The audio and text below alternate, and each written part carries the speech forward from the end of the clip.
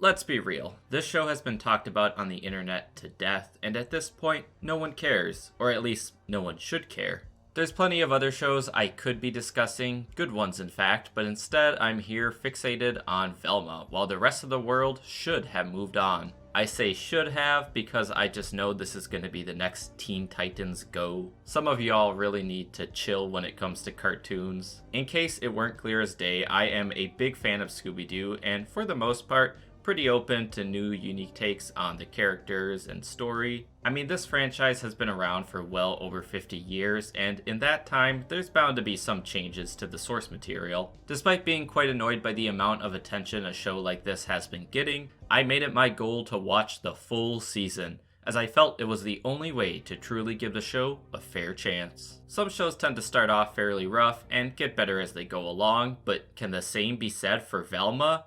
Nope. Velma can best be summarized as a pretty generic, unfunny adult comedy series that has absolutely nothing to do with the cartoon it's adapting.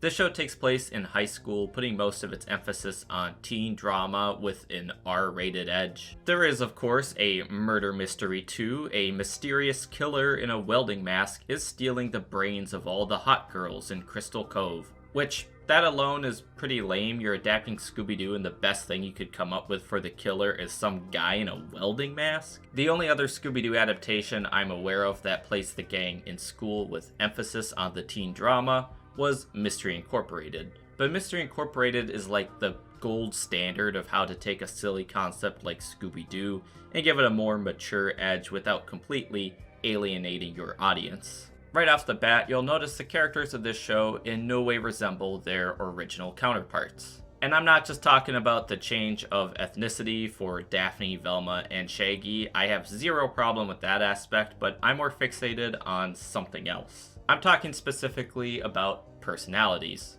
Now, I don't take any issue with slight changes in characters. That's something that's been quite present throughout the show's 50-year run.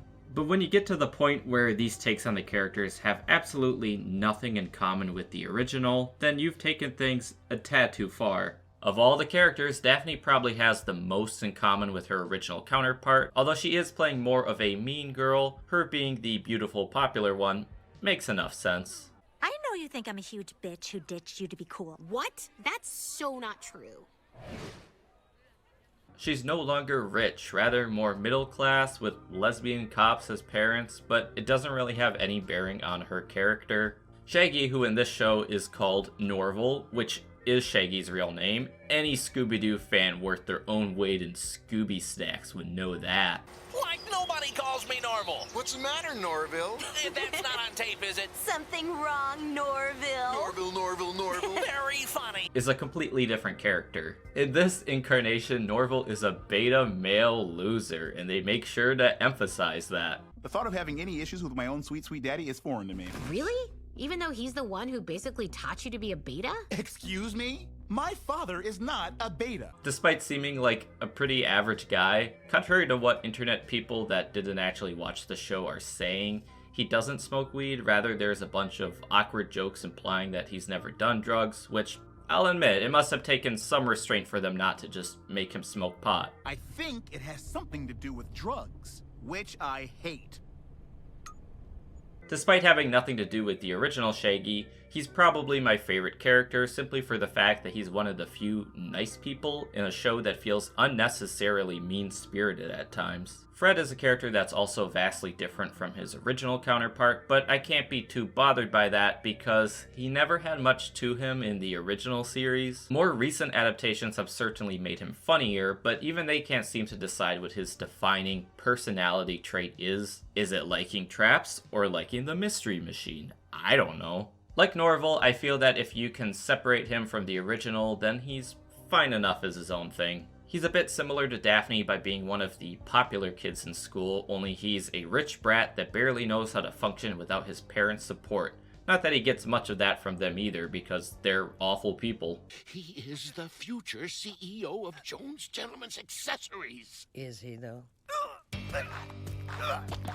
Now, some of you may be wondering, Scooby-Doo, where are you? And don't worry, I'll get around to that. And then there's Velma, the star of our show, who is no longer the intellectual type that we've come to know her as. Rather, she acts as the cynical main character the whole world revolves around, a trope we often see in adult cartoons. Everything has to go her way, and she's the only one who is right about anything. And when she is wrong about something or does something horrible, she gets off scot-free with zero repercussions. Okay, well, this is starting to look like a false alarm. Thankfully, the damage isn't too bad. It's Velma's world, we're just living in it. She really has this I'm the best mentality that makes her incredibly hard to sympathize with in any way. She's not the most unlikable protagonist I've ever seen, but she's probably up there. I was pretty great today, wasn't I? Possibly the greatest woman of all time. Even better than that girl with the ponytail that's on the quarter. Not to mention the fact that every character wants to sleep with her. I'm not kidding. Daphne, Norval, and Fred all have a crush on her, and it's so bizarre, especially considering she has no redeeming qualities. I think the moment it struck me like a bullet train that this character shared nothing in common with the original was when she mentioned going through a flat earther stage. You're a man of reason. You talked me out of my flat earth phase. Fucking Velma, the smart one, was at some point a flat earther. As if that wasn't enough, she also mentions getting poor grades. I don't even know who you are.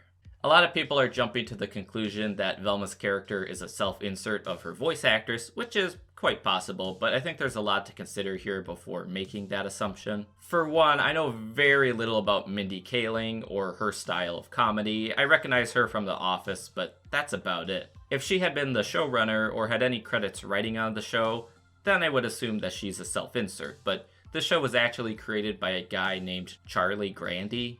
Although he had worked with Mindy in the past on shows like The Mindy Project, so I suppose that is noteworthy. The writers and directors credited all seem to have worked on a variety of comedy shows. Some funny, some not, so it's hard to pin it down to just one writer and director when there's so many cooks in the kitchen, all with such diverse backgrounds. Maybe the show was written with her specifically in mind, it sure seems that way, but I don't know enough to reach any definitive conclusion. The majority of jokes in the show fall flat on their face, which is painful when the show is just constantly spewing a joke like every second. It never takes a moment to slow down and let anything sink in. Most of the humor is related to characters' race and social class. There are way too many jokes about white privileged men, which I'm fine with in small amounts, but when it's your only joke, it gets old really fast. And considering beforehand these characters were all white, it's such a strange thing to be making jokes about. There's also a lot of meta humor, poking fun at the audience, which is whatever to me. I mean, I'm the schmuck who decided to watch Velma, but it is rarely funny. There happens to be quite a lot of sexual content in this for a show about high schoolers. One of the first scenes in the show takes place in the showers of a girl's locker room. Have you ever noticed how pilot episodes of TV shows always have more gratuitous sex and nudity than the rest of the series? And I'm not saying that the writers wrote it this way because they're all pedos. I think it comes more from a place of ignorance than anything else. To me, it just showed how out of touch these writers are with what's acceptable in today's society. Now, you may be asking yourself, what does any of this have to do with Scooby-Doo? Nothing. This is really what makes the show so bizarre. The fact that despite Scooby-Doo being a property ripe for parody, the show instead decides to be something completely different. It's not just these takes on the characters that have zero to do with the original, but the overall plot as well. Yes, there's a killer in a mask and an ongoing mystery, but there's a severe lack of similarities to the original series, to the point where it feels like this was never intended to be a Velma show to begin with. You could call this show Mindy and just give the main characters different clothes and names, and you'd have a show that's indecipherable from the type of adult cartoons that would air on Fox for about a season or two before being completely forgotten. You could probably keep Norval's name though, I'm sure no one would make that connection. That's not to say the show is completely lacking in Scooby-Doo references. You're lucky to get one per episode, and episode 7 for some reason seemed to have more references to it than any other. Velma, look! An old-timey photo booth!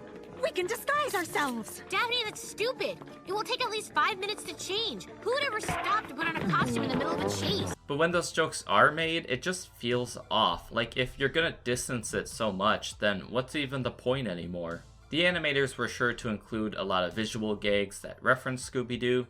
A good example of this being the cop that looks like Don Knotts, despite not sharing any of his traits. It really feels that the animators just didn't have very much to work with and had to do a lot of the heavy lifting. Now, before the show aired, there was a few articles going around from various sites in which the show's creators attempted to defend their decision to disclude Scooby, of course leading to much backlash. Their reasoning for this was that they couldn't find a way to successfully write him into a show aimed at adults, as they felt Scooby was what made the original show a kid's show. Eventually, Warner Brothers execs told them they were allowed to make an adult Scooby-Doo show so long as Scooby wasn't part of it.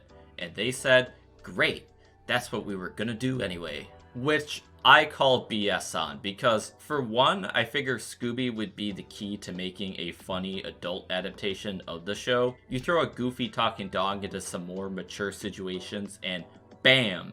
Instant comedy. But my main theory regarding this show, and one I'm positive a lot of other people have already theorized, is that this was just never intended to be a Scooby-Doo show. I don't have any evidence to back it up, but with just how distant the show is, it seems that the crew was developing a new original property when some Warner Brothers exec told them to rework it into a Scooby-Doo show for brand recognition. If that is the case, then we were pretty much tricked into watching this, but at the same time, we have no one to blame but ourselves for falling for their nonsense. If we just didn't watch this, we wouldn't have a season 2 on the way, but what's done is done. Much of the show revolves around Velma's search for her missing mother, which directly ties into the killer. Assuming no one cares about spoilers, her mother is eventually found as the killer was holding her captive for well over a decade. I assume it's a decade, I don't remember the exact length. And then there's a whole plot about Project Scooby, which was a secret military program that involved swapping brains to create spies. And how that's related to the dog, I don't know. I really do not know. Scooby? And wait, what did Scooby do? Oh, brother! The point is, despite there being an ongoing story, I just could not care less about what was going on. It's a mystery show where I kept forgetting that there even was a mystery, because I never found myself caring about who the killer may be. It's Fred's mom, by the way.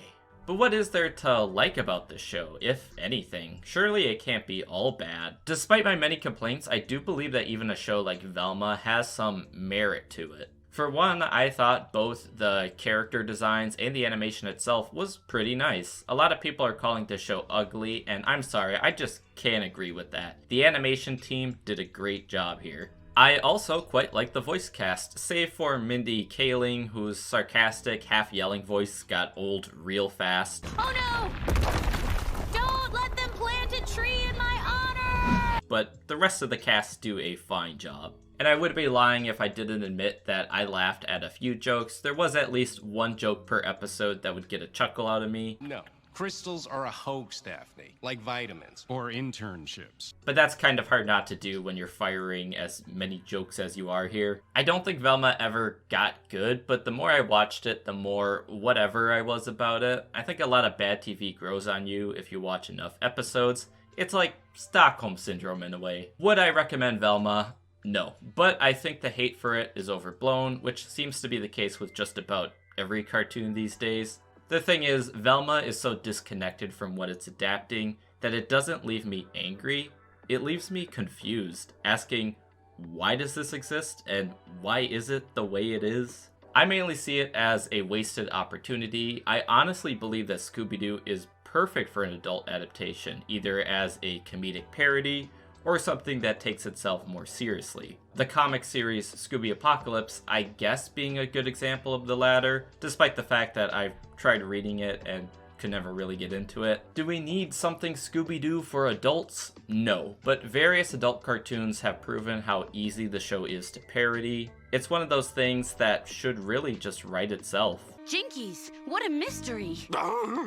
You're right, Scoob. We're dealing with one sick son of a bitch. It really is a shame that so many people watched Velma, myself included, because now we're stuck with the season 2 on the way, And I'd like to see an adult adaptation that isn't this. Maybe someday we'll get a good take on the concept, but until then, we'll just have to endure more Velma. Actually, no, fuck that. I'm not watching season 2. You guys have fun with that. I'm out.